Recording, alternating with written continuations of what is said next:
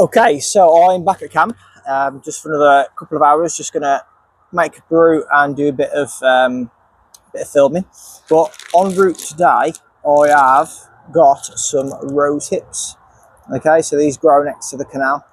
So I'm going to try and make some rose hip tea today.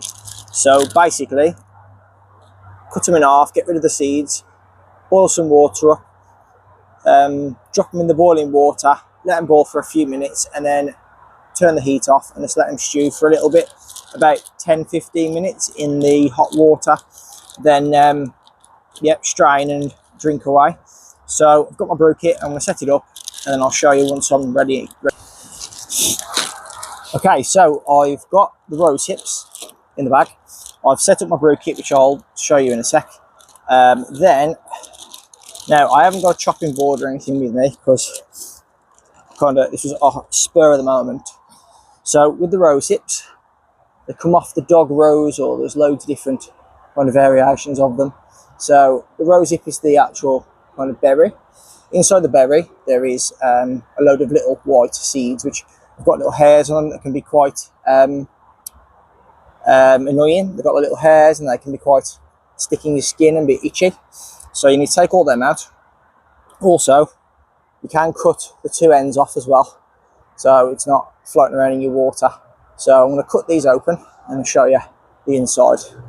So what I'm going to do is just going to carefully use the knife and slice the end off. Use the knife and slice the end off, and then be nice and careful because I haven't got a chopping board with me, and these are quite tough. Is just cut into it slightly, and then once it opens up, as you'll see, there's little seeds inside. So we're going to get rid of all these seeds, which, as I say, can be quite annoying, and the little hairs on them. So I'm going to dig out those little seeds, like so. Get a shot of them, and I'll just get rid of them, and then there you go. So I'm going to do all of those. Need about 10 of them to drop into the water. Okay, so I'm going to get the water boiling, and then we're going to go from there. The bigger ones are a little bit softer, so they probably will cut a bit better and probably let out a little bit more flavour. But the harder ones, the smaller ones are harder, but it is what it is. So cut it open, as you can see. These are the little hairy seeds. So just get a shot of all those. You really don't want to be drinking that. And then just get rid of them. So I'm going to do the rest of these and then I'll bring you back when we get going.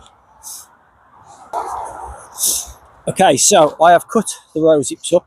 Okay, as you can see, I'm going to pop them into my big billy can.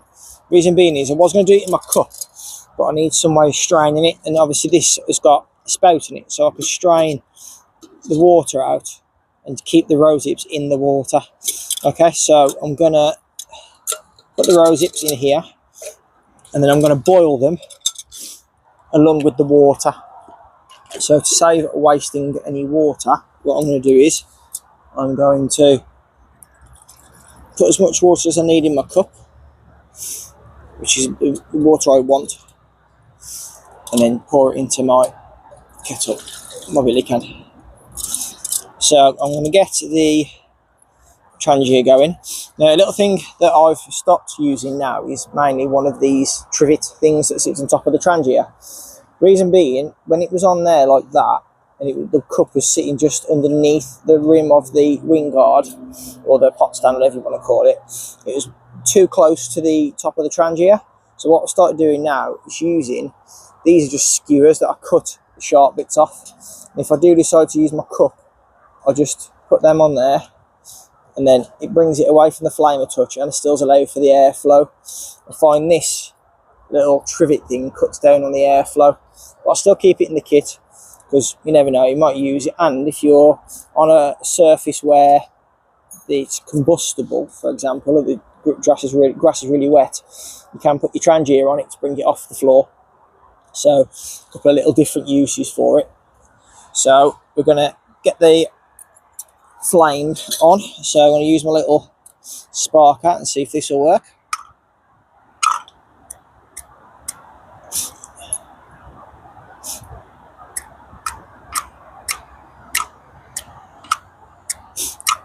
No, not working today for some reason. So I'll revert back to the good old lighter. So just grab yourself a stick from anywhere, dip it in like that, and just hold it till your trangia gets going. So water on, Rosehips in.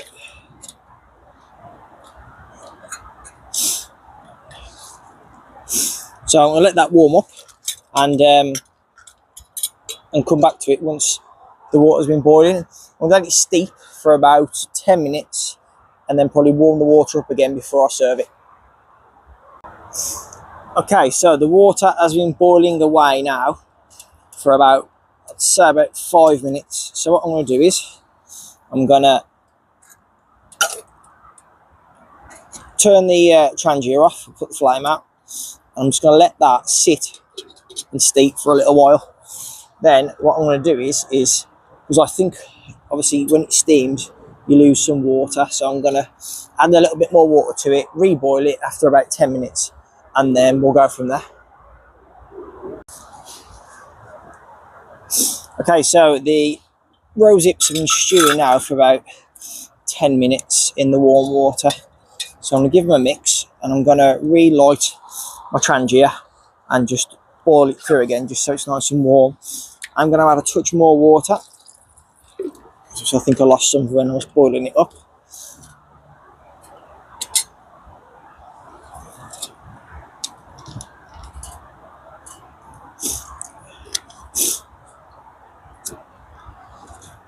Okay, let's let that boil again and then we'll see what the rosehip tea looks and tastes like. Okay, so the steam is coming off the water now and it's just warmed through. So what I'm going to do is I'm going to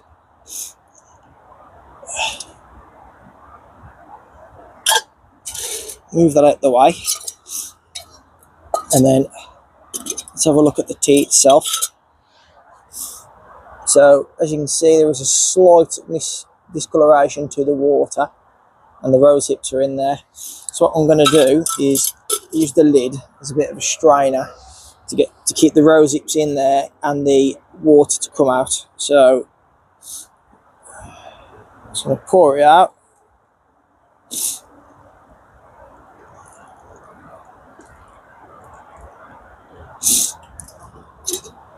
As you can see, it's left the rosehips in the billy can. So I really like this billy can. It's got loads of different uses and different different uses. So the rosehip has gone really soft and mushy in the water. So we'll leave that to the side. Now, obviously, if I wanted to strain it properly, I could have strained it through a handkerchief or anything, because there is still some little bits in the bottom, but it doesn't look too bad really. So let that cool down a second and then we'll try it and see what it tastes like. Okay, so the rosehip tea has cooled down a little bit now. Okay, I have just tried a bit and it's a bit of a weird taste. It could do with some sugar, to be honest. I like quite a sweet tea anyway. But rosehip tea, it's very good for you. Okay, it's got lots of vitamins, antioxidants, it supports and it boosts your immune system. So if you're out and about and you're feeling a bit rough and you're out for a few days, rosehip tea will help you recover, as I say, like oranges, vitamin C, helps you recover from colds and coughs, etc. So tastes quite tomatoey to me, to be honest. I don't know why I'm getting tomato taste, but no, it's generally okay. I could drink it, but it does need some sugar, so I'm going to have a dig through my bag and see if I've got my brew kit with me and put a bit of sugar in it, but more honey would be nice in it. But yeah, well worth a try, and it's a nice, quick, easy little brew that you can make yourself if you haven't got any tea bags or anything with you, if you've just got water and a brew kit. So yeah, not too bad, and health benefits are there as well. So I've just dug a sugar out of my little brew kit which I've got with me today, which is just like a food bag with a few bits in it. Not my big brew kit that I normally have in the bag and the bottles, but just put sugar in it. It does taste a lot better with the sugar. Okay, so sugar in it, and yeah, it just tastes a lot better.